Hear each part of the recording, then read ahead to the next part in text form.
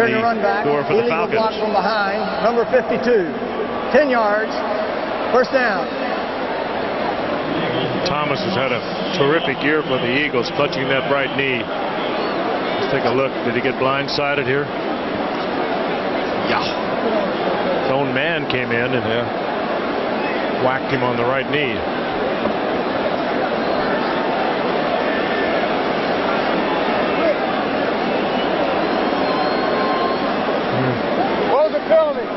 So Thomas shaken up, and as this season winds down, teams with hot starts, cold finishes this year. Philly started 4-0, but then Cunningham got hurt, and Barnett got hurt, and well, 3-8 over the ensuing 11 games. New Orleans 5-0 at the start, and they finished 3-8 for a total of 8 wins and 8 losses out of the playoffs. Miami at one time the best record in the National Football League, and you all know what happened there. So there they are, the Eagles, the Saints, and the Dolphins all out. Well, getting to the playoffs last year, all off to good starts this year, but bad second halves.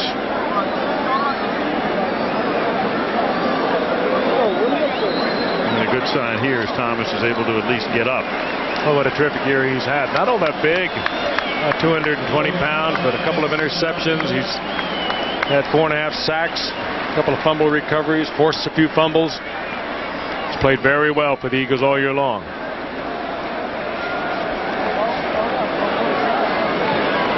So William Thomas assisted from the field at Candlestick Park as we have gone 6 minutes and 4 seconds into this overtime period. He gets a nice hand from some of the folks here at Candlestick Park. Kind of He'll get a classy thing to do. Word of encouragement, a pat from Richie Pettibone, rather.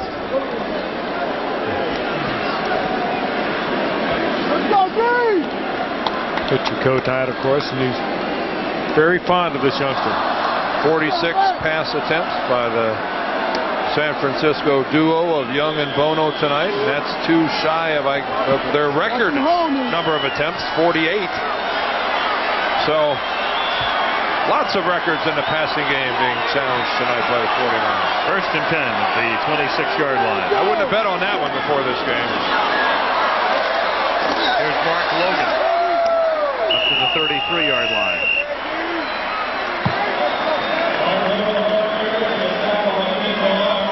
Well, you put in a full day's work when a Monday nighter goes into Tuesday morning in overtime.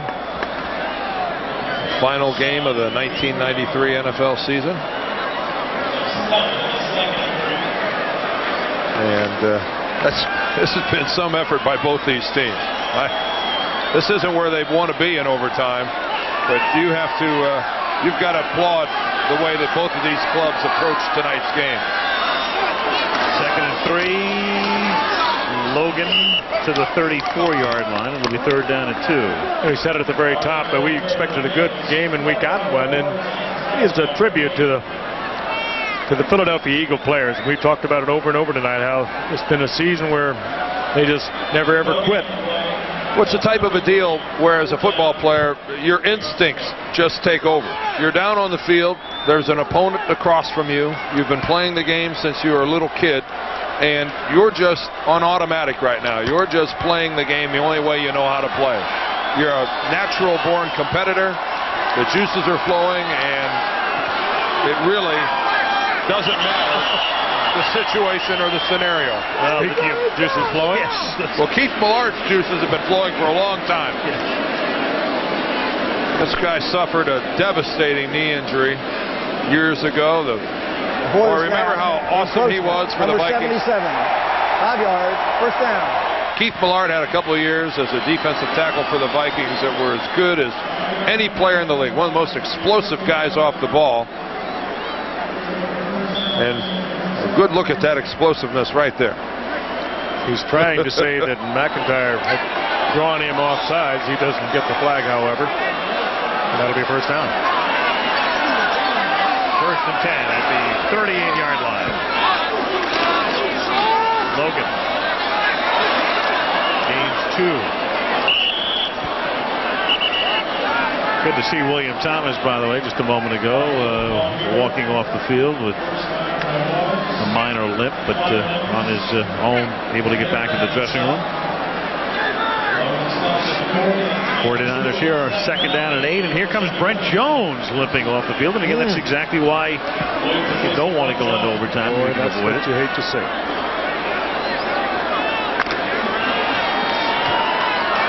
That's what Dan referred to when he talking about George Seifert not wanting this thing to go into overtime. Second and 8 at the 40-yard line. Dexter Carter is in motion. Four-man Eagle rush. Pass is caught at the 42-yard line. Flag down. That is Singleton's 6th catch of the game, temporarily. Jamie Williams, the tight end, signaling that this is a hold against Philadelphia.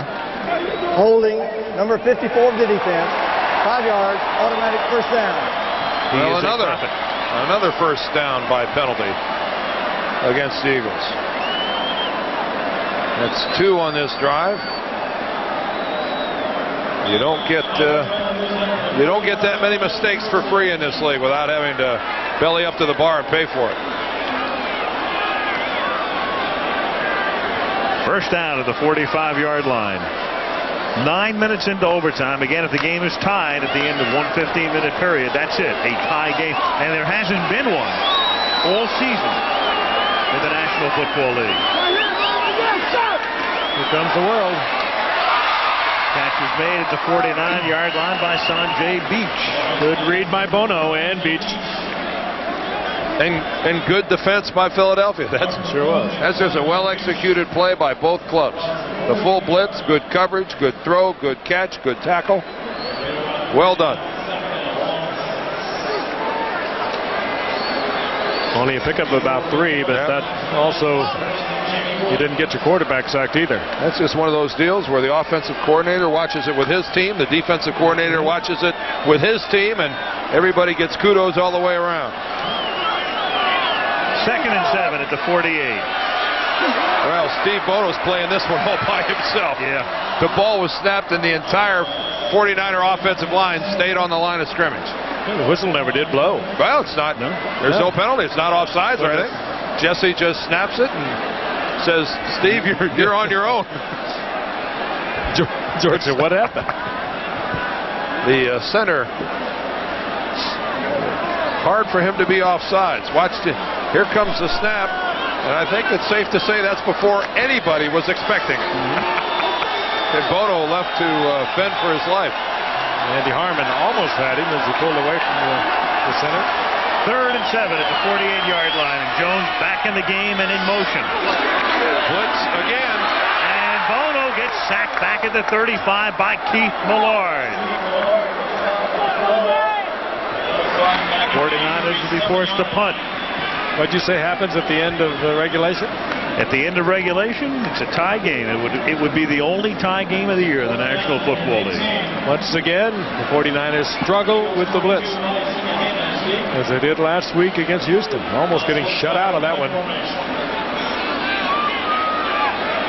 So Klaus Wilmsmeyer comes in to punt, and Vi Sikahema back to receive for the Eagles. Herschel Walker is out there on the punt return team for the Eagles. Love it. Sikahema backs up, fields it at the 6-yard line. And gets dragged down at the 22-yard line. Tackle made by Damian Russell. You know, it's hard to believe there has not been a game in the 90s in the National Football League that has wound up in a tie. So it's, well, we're coming to the end of the 4th year without a tie game. Only on Monday night. Yep. Right on the cutting edge. Only on Tuesday morning. Tuesday morning, you're right. Well, Monday night here. 4 minutes and 22 seconds left in this epic struggle. The Eagles have 1 timeout. 49ers have none. First and 10, Philadelphia at the 22-yard line. 34-34.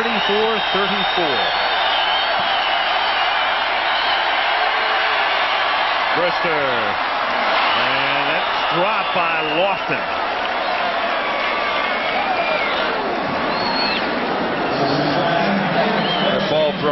pretty high by Bubby. Even the rangy Lofton had to go way up for that. Lofton, of course, winding down on a 16-year career. Green Bay, the Raiders, the Bills, back to the Raiders, the Rams, and as we've already mentioned, he needs 12 yards to hit 14,000. Of course, no other NFL receiver's ever done that. 2nd and 10 at the 22-yard line.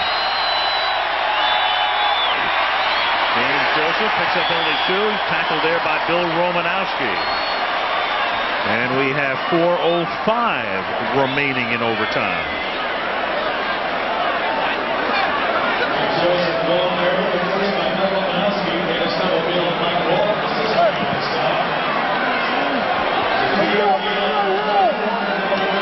Third and 8 upcoming. Long night for John Johnson and the defense. Bristol leads them up 3rd and 8 at the 24. At the 3rd and 7 at the 24-yard line. 7 DBs for the 49ers. And a 4-man rush. Brister, a little flip. Lofton makes the catch. James Lofton to the 49er 44-yard line. Well, there it is. So much for 14,000 yards. And look at that. Everybody in the Eagles, they know it. And he throws the football over to the sideline. That'll go on the Lofton mantle. Already the all-time leading receiver in yardage, but that time over 14,000. That's rather impressive. Yes. How many miles would that be? Steve Hurt still down there? 14,000 yards. 1,700 yards in a mile. 5,280 into that. Well, there's 1,700 and change. What is 17 and what? 1760. 60. So that's all we need to do at this point to figure that out. 9 miles and something. James Joseph to the 33-yard line in the first down. So the Eagles coming close to field goal range for Roger Ruzek. Kofer's already missed one in overtime. And the clock down to 2:25 as Ruzek loosens up. There is a 2-minute warning. So the Eagles have 1 timeout plus the 2-minute warning. First and 10 at the 32-yard line.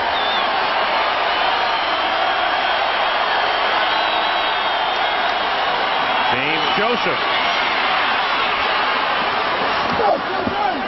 He's out of bounds at the 26. And the clock stops at 1:59. And in effect, it's the equivalent of the 2-minute warning. Ruzek is now well within range. Bizarre ending to a year. Ruzek wins this game with a field goal. He starts the year, he's hurt. He's inconsistent, so they cut him. They bring in Matt Barr. Ruzek comes out here and tries out for the 49ers because Kofer had been inconsistent, but they don't sign him. And then they cut Barr when he misses what would have been a game-tying field goal. And he also went 3 for 8 of his last 8 for Philadelphia. Right. That was against Buffalo. And then they bring Ruzek back, and now he might have a chance to win it. Bubby, meanwhile, 350 yards tonight. His career high, 353, while with the Steelers in 1990. Maybe without Anton Davis hoisting him off the turf, he might not stay in there. He thought he was really hurt. Davis just propped him up. And they left him in. So it's 2nd down and 3 at the 25-yard line. 13 minutes and 1 second into the 15-minute overtime period. And the ball at the 25-yard line. Mark Felix, whatever they do, it's going to be kind of high percentage stuff because they are within field goal range.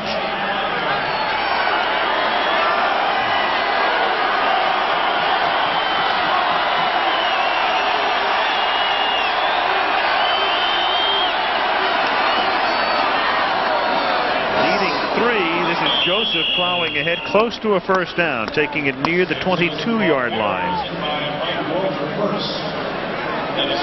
And Roger Ruzek. That'll move the chains. Still walking the sidelines. It is a first down. I wouldn't hesitate to put the ball in the air, though. I think Brister